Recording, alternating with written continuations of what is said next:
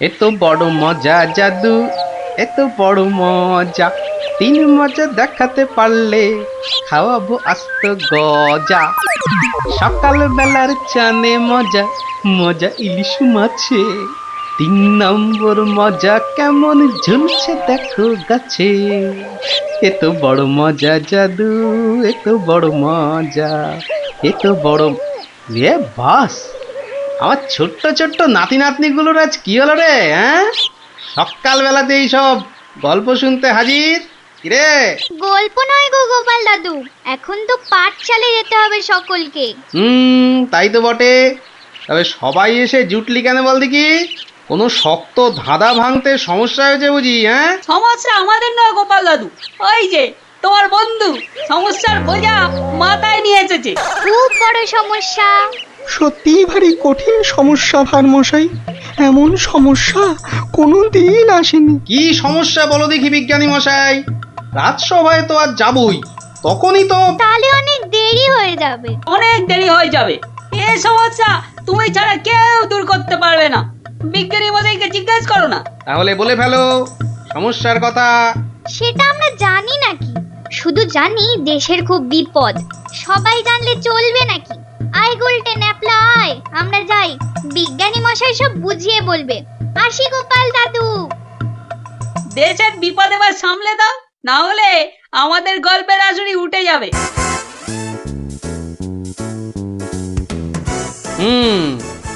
বাচ্চাগুলোকে খুব করে বিপদের গল্প বলা হয়েছে না?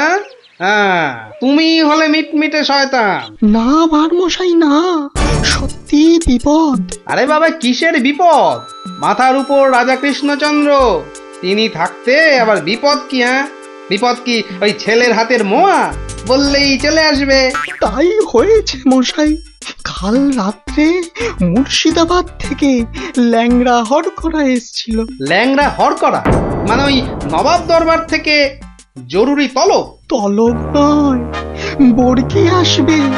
মহারাজ কৃষ্ণচন্দ্রকে চুরি করে নিয়ে যাবে। ষড়যন্ত্র চলছে। ষড়যন্ত্র? হাহ, কার বুকে এত বড় পাটা যে মহারাজকে ষড়যন্ত্র করে ধরে নিয়ে যাবে? হাত দিয়ে চাঁদ পেড়ে নেবে? কে ষড়যন্ত্র করেছে জানি না, জানি না ভারমশাই। তবে ল্যাংড়া হরকরা তো বাজে খবর আনে না। হ্যাঁ, ওই ওই ওই যে ওই যে শোনো, রাজপ্রাসাদ থেকে ঢেড়া দিতে বেরিয়ে পড়েছে। শোনো শোনো শোনো শোনো শোনো, কেষ্টনগরবাসী সব মন দিয়ে শোনো। কৃষ্ণনগরের বুড়ো ছুঁড়ো বুড়ি বাচ্চা, অবধান করো। অজানা অচেনা কোনো লোক দেখলেই কোতোয়ালিতে খবর দাও।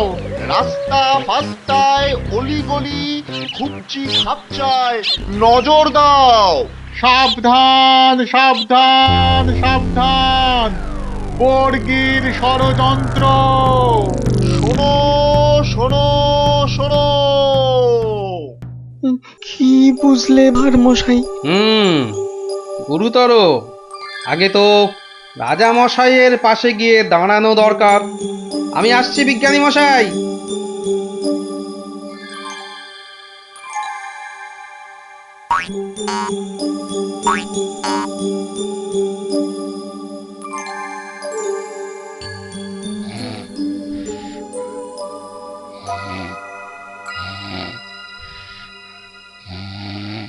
একেবারে বুঝতে দেয়া চলবে না রাজা মশাই। তুমি থামো দেখি মন্ত্রী।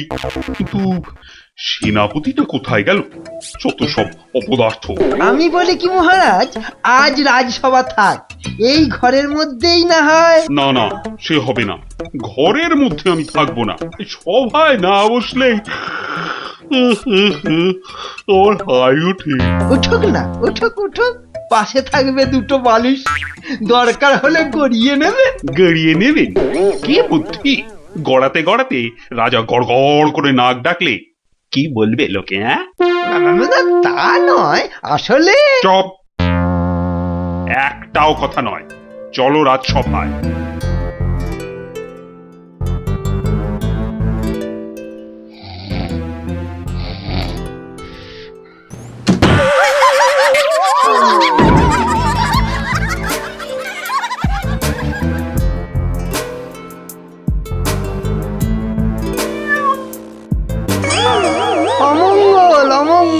না যাওয়াই ভালো, দিনকাল ভালো নয়।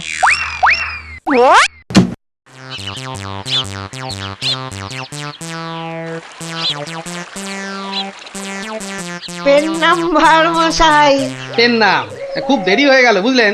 রাজা মশাই তো আজ ঘরেই আছেন, সভাতে আসেননি। ওই ল্যাংড়া হরকরা যা ভয় ধরিয়েছে। ঘরে আছেন, রাত সবাই বসেননি? আশ্চর্য, দেখে আসি। কি বলছেন সেনাপতি মশাই, সভায় রাজা যাবে না? তাই তো শুনছি। ও ওই লিকপিকে মন্ত্রীটা একটা হেড়াল দেখিয়ে দিয়েছে বেটা, ঝাঁটা গোপের মন্ত্রী। আজ সভায় রাজা মশাই আসলে না হয় পেটের উপর ওই অস্ত্র ধরে ঘোড়ায় বসিয়ে হাওয়া হয়ে যেতাম। সর্দারকে এখন কি বলবো? হারা না ভাই, সুযোগ কি চলে গেছে। রাজাকে ধরে দেবো বলেছি, ধরে দেবো, ব্যাস। কি সর্বনাশ! সেনাপতি মশাই ষড়যন্ত্র করছে রাজাকে চুরি করা। আরে কেউ তো বিশ্বাসই করবে না। কে কে ওখানে? কে কে কে এখানে? কে? এই তো ডাল ভাঙা। কে? ও তাই বলো, বাদর ঢুকেছে বাগানে। তা বেশ, কাউকে পেলেন নাকি? না, বাদরের বাদামো, ভয় নেই। তাহলে তাহলে সর্দারকে কি বলবো সেনাপতি মশাই? বলবে আজ রাজামশাই ঘর থেকে বেরোয়নি, কাল বেরোবে। কি করে হবে? কি করে হবে মন দিয়ে শোনো। প্রত্যেক দিন ভোরবেলা রাজামশাই আসেন আগানে, মানে বাগানে। যেই ফটকের সামনে যাবেন, একটা কম্বল চাপা দিয়ে ধা, বোঝা গেছে? চলো। খুব বুঝেছি, বেটা বিশ্বাসঘাতক, মাথা মোটা কোথাকার। এভাবে ঘরের মধ্যে বসে থাকা যায় নাকি? মহারাজ, গোপাল ভাঁড় মশাই দেখা করতে এসেছেন।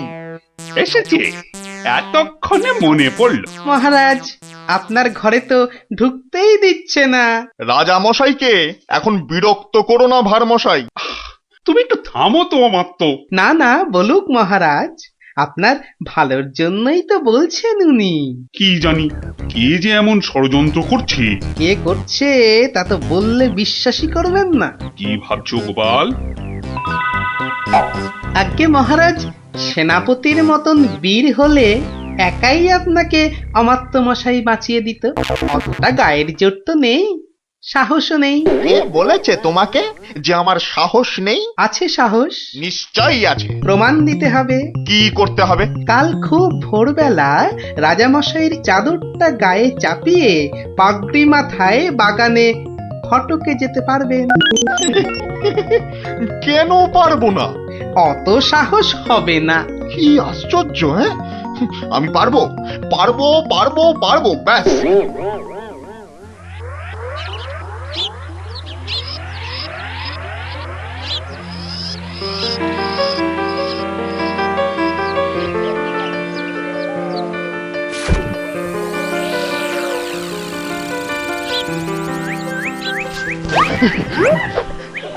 ধ্যাৎ কলা, একেবারে ভয় পাইয়ে দিয়েছিলি, একদম বাদর।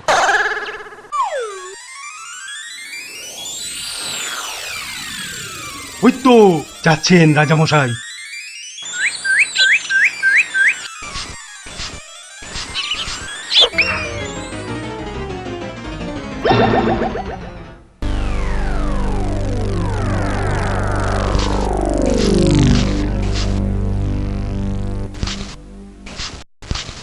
অদ্ভুত কথা, আশ্চর্য ব্যাপার।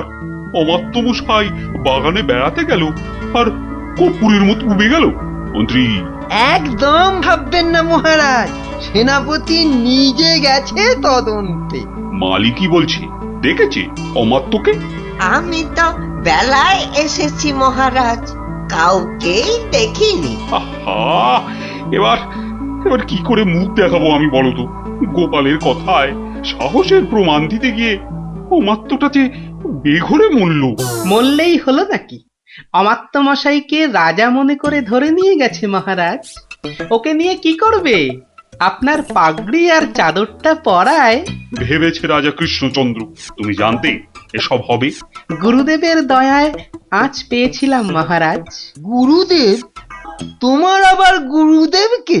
হ্যাঁ, শ্রী শ্রী 108 বাবা কেবলানন্দ জিউ বাবা। ওই তো সেনাপতি মশাই এসে গেছেন। চুপ করে কেন সেনাপতি? আরে আরে তদন্তের কি হলো? অমাত্যটার হদিশ পেলে? ও এ যাবো রাজামশাই, মনে হচ্ছে বাঁদরে তুলে নিয়ে গেছে। ভয় বোধহয় অজ্ঞান হয়ে গেছে। দুটো বাদরেই বোধহয় তুলে নিয়ে গেছে অমাত্যটাকে। দুটো বাঁদর কি করে জানলেন হাড় মশাই? গুরুর দয়ায় সেনাপতি। একটা বাদর কখনো পারে অমাত্য মশাইকে চাগাতে?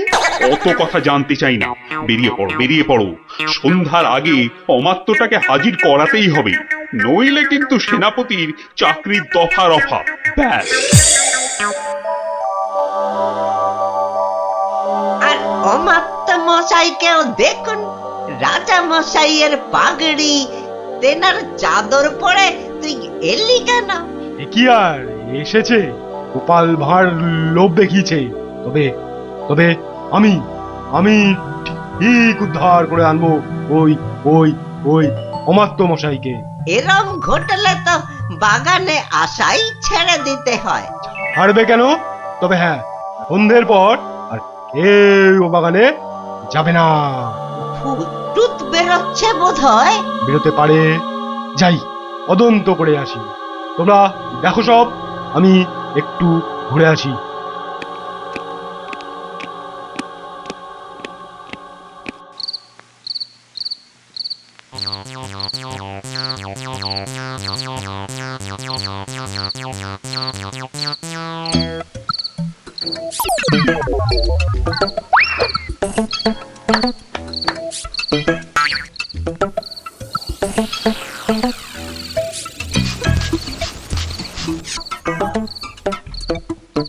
দুর্মশাই, কাকে রাজা বলে দেখালেন বলুন তো? মনে হচ্ছে রাজা নয়। তোর ওটা রাজা নয়। রাজা তো নয়, ওটা অমাত্য মশাই রাজা সেজে বেরিয়েছিল ভোরবেলা। সর্দারকে কি জবাব দেব? কবে ঘর থেকে বেরোবে রাজা? এরোবে না, এরোবে না।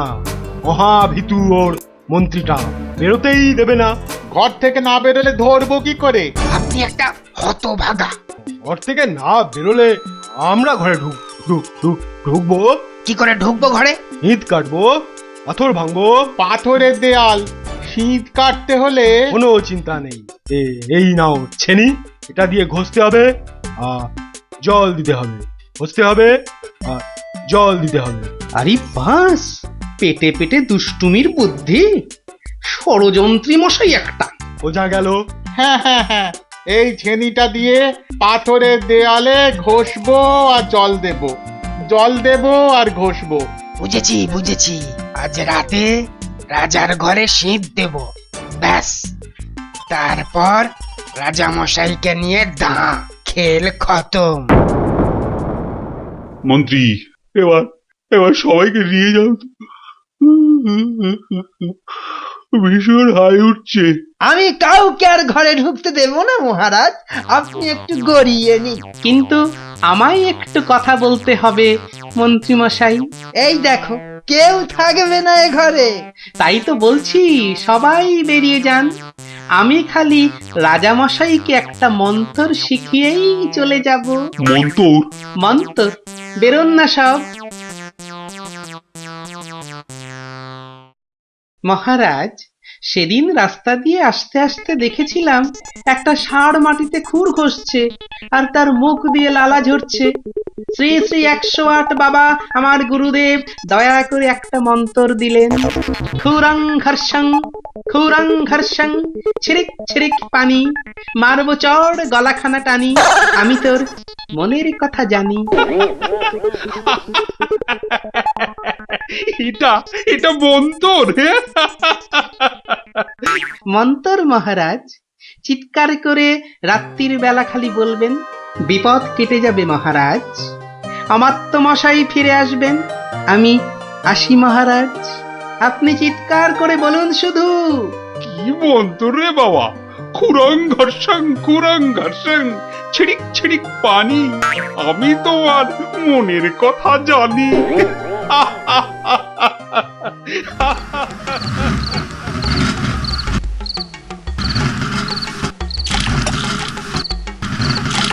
খুরং ঘর্ষং ছিড়িক ছিড়িক পানি, আমি তোমার মনের কথা জানি।